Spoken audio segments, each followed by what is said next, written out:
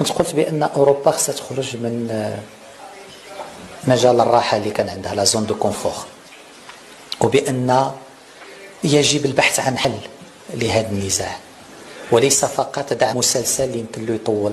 واللي يبقى سنوات غياب إرادة لدى الأطراف الأخرى، وبأن الاعتراف الأمريكي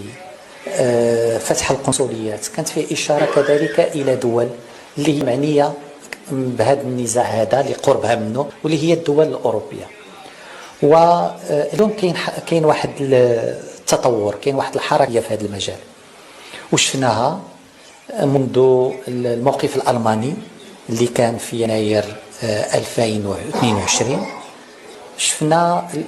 لما قام السيد رئيس الحكومة الإسبانية بزيارة للمغرب، وبعد لقائه مع جلالة الملك كان الإعلان المشترك من إسبانيا، واللي هي عندها معرفة قوية بهذا الملف بحكم التاريخ وبحكم الجغرافيا كذلك. جاء الموقف الهولندي، جاء الموقف البلجيكي، جاء موقف اللوكسمبورغ، جاء الموقف الهنغاري، جاء الموقف السلوفاكي، جاء الموقف ديال قبرص، وجاء اليوم كاين واحد 10 ديال الدول اللي هي اعضاء في الاتحاد الاوروبي اللي مشات في هذا التوجه للتاكيد على ان اذا كانت مبادره الحكم الذاتي هي جديه وذات مصداقيه، فهي كذلك اساس معقول واساس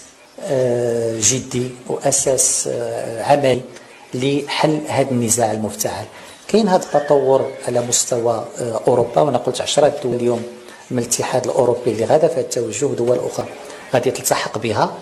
وكان شار لها جلاله الملك محمد السادس في خطاب العرش في هذه السنه بذكر هذه الدول اللي مشات في هذا التوجه. ونفس التوجه كنشوفوه في دول اخرى. اليوم 38 دوله في افريقيا اللي كتستعلن عن دعمها لمبادره الحكم الذاتي، بالاضافه ل 30 اللي فتح القنصليه.